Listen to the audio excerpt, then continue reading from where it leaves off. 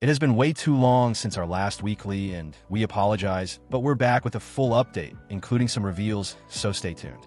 720 was a highlight this past week, but we'll be going farther, just wait. The road construction is only the beginning.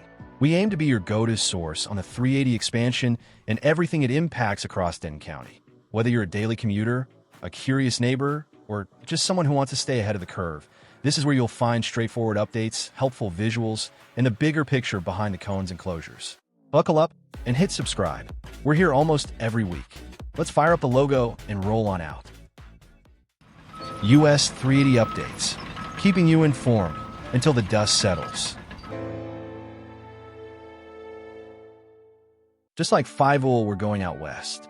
Starting at Naylor, as always it seems these days. There's been a lot of work on the retaining wall to the north, and grading efforts appear to be near an end. This machine is a CSM CR25, and this is a first and likely only use of this machine on this project. It features a hydraulic rotary system to deliver some powerful torque and a telescopic Kelly bar that extends into the ground to drill. This is designed for limited access sites and is great for this tight space along the side of the roadway. There are just a few finishing touches to the drainage system here, connecting under the highway that need to be tied in and then very gently covered with dirt. We're slightly confused as to what is happening here with the drainage. There's piping staged on site, and these large rectangles are for gutters, but there are still culverts at the driveways. So either they're done and have extra pieces like the time you try to get your life back together after that one missed coffee, or they're nowhere near done with the drainage here. The intersection itself here looks great. It is nice and smooth, looking ready for an asphalt base soon, at least we think. There's still a long way to go as they'll need to transfer traffic to that future roadway and demo the current lanes. We had a smaller update just on this 720 intersection last week after that fiasco with the editing of our full weekly update. The honeymoon is over, however, and appears that traffic is back like normal. Maybe the lighter traffic for some was due to a holiday weekend. If you missed that update, last Wednesday night, the 16th, TxDOT completed the striping and opened almost all the lanes of traffic available here. Westbound 380 received a dedicated left turn heading south. There are still 2 straight lanes, as well as a right turn only headed north. The only apparent winner as far as a true relief with traffic congestion is northbound 720 that received 2 dedicated left turn lanes headed west and a dedicated straight through lane for those continuing north. We have heard reports of eastbound 380 backing up to Naylor in the evenings. We've asked for TxDOT to review the signal lights, and they agreed this week. Also, there were reports of cars wandering around the middle of the intersection, apparently not understanding what their lane assignment should be. TxDOT also said they would be working with their signage and road striping crew to help make adjustments. Quickly, a shout out to General Church, who we think is the first on the channel to find themselves in a video. Congrats! We don't have prizes, but if you want to make a request to see something in particular, let us know. Next, Brim God Hefe asked what is going in front of the apartments here behind the Murphy gas station. We're not ready for a full commercial update in this week's video, but we'll make a quick exception. The full update at 720 will overshadow this by miles. There was almost no information online about this pad site, so we walked on site and asked. The general contractor was there and told us this will be a dentist's office that is expected to open by September. We're just here to share the news, no matter how underwhelming it might be sometimes. Main Street here is looking fantastic. Nice and flat, for the most part. This looks ready, or should be ready in the coming weeks for its next base layers, and concrete, maybe sometime in May. More so east of the intersection as we look at it again than this west side of Main. No, we don't have any information on opening Ryan Spiritus. When we see them working to repair that road, we'll report it here as soon as possible.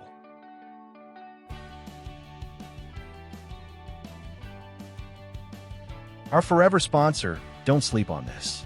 For the men out there, we know demographics of this channel is not the typical audience for this sponsor, but the person you'll order for is.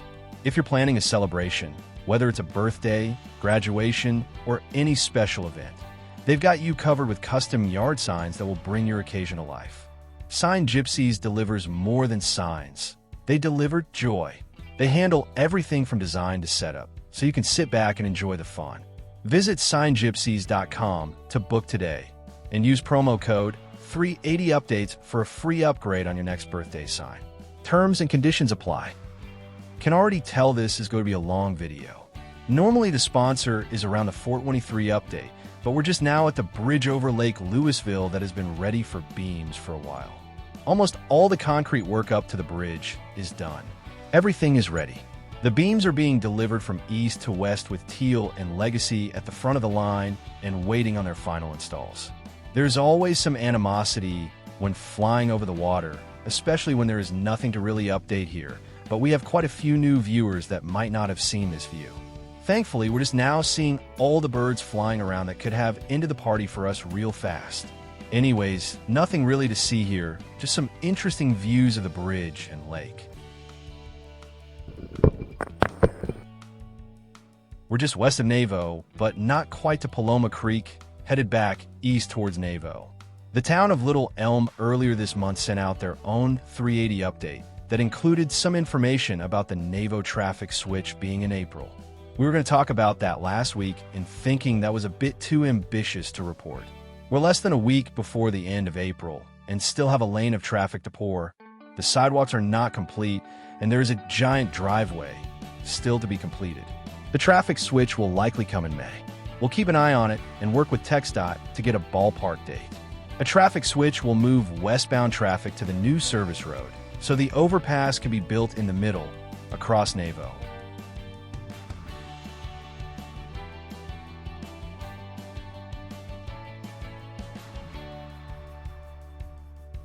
Savannah is one of the few remaining intersections connecting to 380 that need to be completed. This driveway is being completed in stages instead of a full shutdown to allow access, likely due to the police station in the foreground. The outside lanes are under construction now, and then they'll switch and tear about the middle. Looking west at Doe Creek, the north lane was poured last week, complete with a curb, bringing it one step closer to the completion of Phase 2. We've swung back around and are now looking east, where we can see the newly completed outside lane stretching all the way through the 423 intersection. This is a big visual milestone, showing just how far progress has come. That said, there's still some finishing work ahead in this area. On the north shoulder, crews are continuing grading efforts. That slope will most likely be planted with sod once sidewalks are in.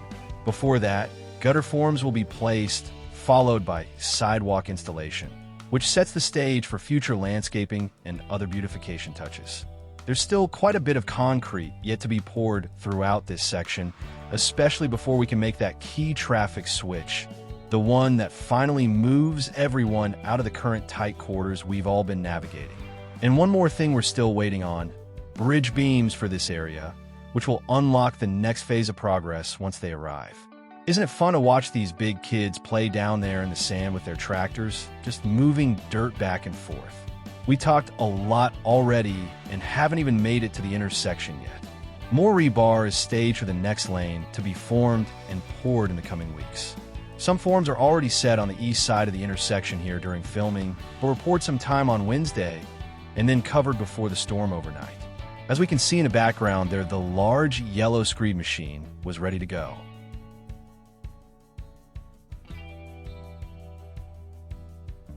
Let's all remember to stay safe as we travel through these active work zones. The crews out here are giving it their all to keep this project moving forward. So let's help make sure everyone, drivers and workers alike, gets home safely to their families each day. As we continue east, moving further away from 423, you can see even more lanes being prepped for concrete pours in the weeks ahead, pushing us closer and closer to that long-anticipated finish line.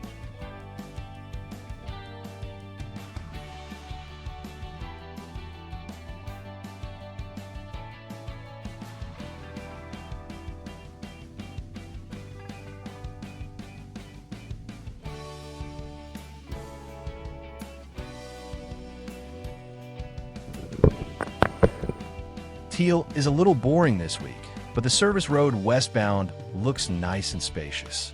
Curbs and gutters are already in place here. We'll end up getting 2 dedicated left turn lanes south, 2 lanes heading straight through, and then a dedicated right turn north. On the west side of the intersection, it looks like the second lane is ready to be poured soon. Quick pause. The southbound lane through the intersection on that west side of the road has been poured. However, work still needs to be completed on the north side of the intersection. Hopefully soon we'll get full access to the intersection and better traffic flow in the area. Legacy here looking east. This is basically the far east boundary of the current project. For the most part, boring here, but not for this giant piece of equipment that we'll get to here. It takes the help of a crane to put together. This large yellow beauty is a Bidwell screed machine. If you look, you can see it spans the entire bridge deck. With such an even surface all the way across, why pour this lane by lane when this machine can do it all in one pass? We're not sure how long this takes to put together, but this will be a fun pour to be on site to see. We'll give a quick zoom across the bridge here and hope to save the video this week with no issues like last time.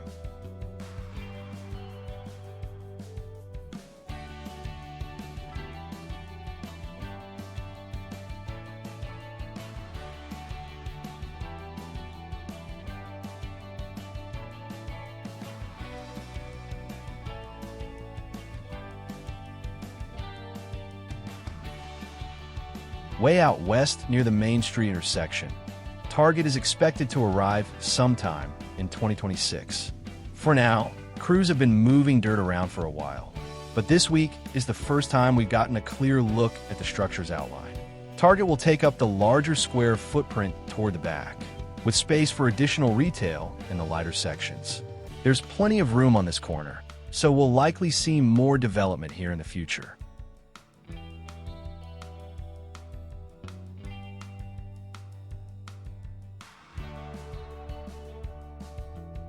We're flying over the southeast corner of 720 and 380, a spot we teased earlier in the update, and we're excited to finally share more with you. Many of you already know that HEB owns this corner and has held on to it for quite a while.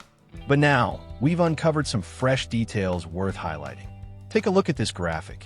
It's north-oriented, with 720 running along the left and 380 across the top. You can see the planned HEB layout angled diagonally, positioned to face the 720 intersection and overpass directly.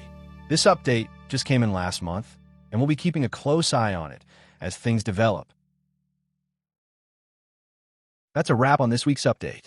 Things are changing fast out here, and it won't be long before this stretch of 380 looks completely different. If you found the update helpful, be sure to like, subscribe, and tap that notification bell so you never miss a moment.